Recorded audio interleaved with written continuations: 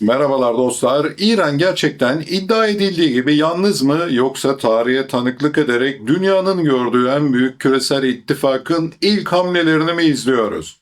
Washington'ı titreten ve Trump'ı kendine suikast tiyatrosu yaptıracak kadar korkutan asıl endişe İran'ın nükleer kapasitesi değil. Çin ve Rusya ile imzalanan o gizli anlaşmalar olabilir mi? Bugün haritaların yeniden çizildiği o kırılma noktasını inceliyoruz. Kuzeyden ve doğudan gelen destek söylemleri İran'ın Batı karşısında asla geri vites yapmayacağı yönündeki sert tutumunu perçinlerken aslında bu bir Doğu ittifakı değil, ortak bir çıkar ve hayatta kalma stratejisi etrafında şekillenen pragmatik bir işbirliğidir. Çin ve Rusya, Washington'ın küresel hegemonyasını aşındırmak ve çok kutuplu bir dünya düzeninin temellerini sağlamlaştırmak için uzun süredir bir strateji izliyorlar bildiğiniz gibi. ABD ve İsrail'in 28 Şubat 2026'da İran'a yönelik başlattığı bu çapsız savaş bu iki büyük güce de çok hayati bir fırsat sundu. Tahran'a sınırsız askeri koruma sağlamak yerine bu krizi Washington'ın bölgedeki ve ötesindeki dikkatini ve kaynaklarını tüketmek için düşük maliyetli bir araç olarak kullanmaya başladılar. Bu durum Batı'nın nüfuz alanını daraltmayı hedefleyen bir muhalefet koalisyonu anlayışının İran üzerinden vücut bulmasına yol açtı. Aslında işin özü bu sayılabilir. Gördüğünüz gibi yine çok özel bir içerikle karşınızdayım. Yayınlarıma devam edebilmem için abone olarak, videoyu beğenerek ve kısa da olsa bir yorum yazarak bana destek olmayı lütfen ihmal etmeyin. Yapacağınız her etkileşim çok değerli ve uzatmadan devam edelim. Evet dostlar, büyük olasılıkla tarihin gördüğü en büyük ve güçlü askeri paktın yeniden kuruluşuna tanıklık ediyor olabiliriz. Her üç ülkede yani Rusya, Çin ve İran resmi bir ittifak antlaşması imzalamamış olsa da mevcut stratejik ortaklıklar ve derinleşen, büyüyen ekonomik bağlantılar Batı'yı dizginlemeyi amaçlayan güçlü bir karşı ağırlık merkezi oluşturmakta ve bunun etkisi gittikçe artıyor. Ancak bu işbirliğinin doğasını anlamak için yüzeydeki söylemlerin ötesine geçmek ve ilişkilerin işlemsel doğasını kavramak gerekiyor. Çin ve Rusya ile İran arasındaki bu özel bağ fedakarlık üzerine değil karşılıklı çıkar ve hesaplı destek üzerine inşa edildi. Gerçek şu ki İran savaş meydanında ilk etapta büyük ölçüde yalnız bırakılmıştı. Ne Pekin ne de Moskova doğrudan askeri çatışma riskini göze alarak müttefiklerini kurtarmak için sahaya inmeye hazır değildi. Uzak coğrafyalar, lojistik yetersizlikler, aşırı genişlemiş ordular ve büyük bir küresel savaşı tetikleme korkusu bu iki süper gücün Tahran'a verdiği sarsılmaz desteğin önündeki büyük engellerdi. Moskova, Ukrayna'daki savaş nedeniyle cephe hattını çoktan genişletmiş bir haldeyken Washington'a karşı ikinci bir cephe açmaya niyetli değildi ancak bunu şahit durumları ve el altından verdiği S-500'lerle tolere etti. Pekin ise Basra Körfezi'nde askeri güç projekte edebilecek lojistik altyapıdan tamamen yoksundu ve her şeyden önce ekonomik istikrarını tehdit edebilecek bir maceraya atılmaktan da kaçınmak istiyordu. Çin ve Rusya'nın İran'la ilişkisi özünde işlemseldir. Fedakar bir müttefiklikten ziyade tehdit söylemleri, kısıtlı silah transferleri ve elbette yoğun diplomatik müdahalelerle Washington'a karşı sürekli bir iğneleme operasyonu yürütmekti. Bu nedenle ABD füzeleri ilk etapta İran'ın üzerine yağdığında Tahran'ın kuzeyden ya da doğudan gelecek bir kurtarıcı umudunun boş olduğu görülmüştü. Ancak sonrasında hem Rusya'nın hem Çin'in ciddi anlamdaki büyük lojistik ve uydu desteği ve silah desteğiyle bu yapı tamamen tersine çevrildi. Çin ham petrol ihtiyacının yaklaşık %40 ile 45'ini İran üzerinden yapıyor ve küresel petrol arzının hayati bir arteri olan Hürmüz Boğazı üzerinden büyük miktarda sıvılaştırılmış doğalgaz yani LNG tedarik ediyor. Savaş öncesinde günlük yaklaşık 1,4 milyon varil ham petrolü Çin rafinerilerine bu şekilde taşımakta ve bu miktar Pekin'in toplam ham petrol ithalatının yaklaşık %13'ünü oluştururken Tahran'ın petrol ihracat gelirlerinin %80'i ile 90'ına tekabül ediyordu. Bu büyüklükteki bir çıkarı korumak adına Pekin'in Tahran'a sırtını dönmesi elbette asla düşünülemez. Biliyorsunuz devletlerin dostu yoktur, devletlerin çıkarları vardır. Ancak Çin'in ekonomik politiği çatışmanın uzamasına da tahammül edemez. Yüksek enerji fiyatları ve küresel talepteki durgunluk, dünyanın en büyük ihracat ekonomilerinden birisine sahip olan Çin için uzun vadede çok sıkıcı sonuçlar, hatta felaket anlamına gelir. İşte bu sebeple Pekin savaşın başlamasından hemen önce 140 günlük ithalatı karşılayacak devasa bir stratejik rezerv oluşturarak şoku absorbe etmeye çalışmış, aynı zamanda yenilenebilir enerji ve elektrikli araçlara yaptığı devasa yatırımlarla kısa vadeli kırılganlığı da azaltmayı hedeflemişti. Jeopolitik olarak ise ABD'nin Orta Doğu bataklığına saplanması tıpkı Vietnam gibi ve çıkamıyor, Pekin'in Asya Pasifik'te daha fazla hareket alanı bulması anlamına gelecek olsa da bu durum ekonomik faturanın ağırlığı sebebiyle çok daha arzulanan bir senaryo değil Çin için. Rusya ise Orta Doğu'daki krize daha askeri ve taktiksel bir perspektiften yaklaşmayı tercih ediyor. Moskova'nın Tahran'la ile ilişkisi Ukrayna Savaşı'nın ateşiyle dövülmüş, derin ve çok boyutlu bir işbirliğine dönüşmüş vaziyette. Kremlin için İran sadece bir silah pazarı değil, aynı zamanda Batı yaptırımlarını delen, paylaşılan muharebe tecrübelerini ve istihbarat verilerini de test eden özel bir laboratuvar. S-500'lerin testi bildiğiniz gibi İran üzerinde gerçekleşiyor.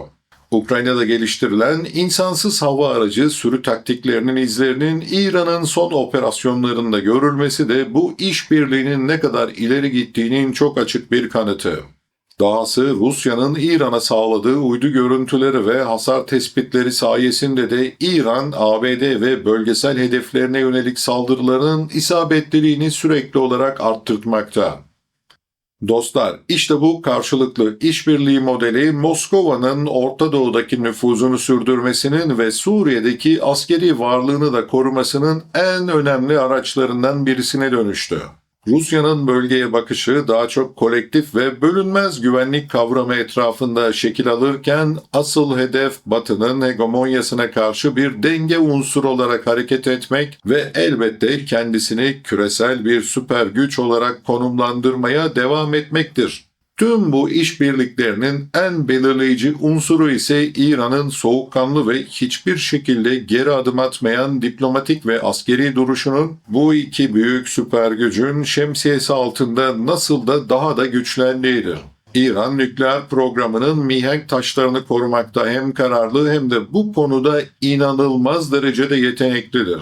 Tam 5 hafta süren yoğun ABD ve İsrail bombardımanına rağmen İran nükleer programının kalbini oluşturan zenginleştirilmiş uranyum stokları ve santrifüj altyapısı çok büyük ölçüde sağlam kalmayı da başardı. Uluslararası Atom Enerjisi Ajansı'nın doğruladığına göre Tahran neredeyse 450 kilograma yakın ve burası çok önemli, silah kalitesine yakın uranyuma ve 1000 pound'un üzerinde zenginleştirilmiş uranyuma sahip. Tüm bu malzemenin büyük bir kısmı havadan vurulması neredeyse imkansız olan yeraltı tünellerinde, özellikle de İsfahan nükleer tesisinin derinliklerinde saklanıyor. İran'ın halihazırda uranyum zenginleştirme faaliyetini de durdurmuş olması onu zayıf konuma düşürmemekte, aksine uluslararası toplum nezdinde nükleer silah üretme kabiliyetine sahip olmayı sürdürdüğü için bilakis elini güçlendirmekte. Bu da İran'a müzakerelerde eşik ülke statüsünü kullanarak büyük bir pazarlık gücü sağlıyor. Tahran yönetimi nükleer silah peşinde olmadığı yönündeki resmi söylemini sürdürürken, zenginleştirilmiş uranyum stokunu elinde tutmanın ve yaptırımların kaldırılması için elindeki en büyük koz olduğunun çok ama çok iyi şekilde bilincindedir. ABD'nin bu tabloya karşı kullandığı en büyük silah ise şüphesiz ekonomidir. Zaten elinde bundan daha büyük bir silah yok. Yaptırımlar her ne kadar uzun vadede İran ekonomisini ve siyasi istikrarını tehdit ediyor olsa da, Çin ve Rusya'nın sağladığı alternatif ağlar sayesinde hedefine tam olarak ulaşamıyor. Washington'ın son dönemde büyük bir Çin rafinerisini ve İran'ın hayali gölge filosunun neredeyse 40 gemisine yaptırım listesine alması, Tahran'ın petrol gelirlerini kurutma çabasının bir parçası, ancak bu çaba Çin'in İran petrolünü yuan cinsinden satın alması ve iki ülke arasında SWIFT dışı finansal kanalların da kurulmasıyla çöpe gitmiş vaziyette. Bu sadece bir yaptırım delme operasyonu değil, aynı zamanda paralel bir ekonomik mimarinin kurumsallaşması anlamına geliyor.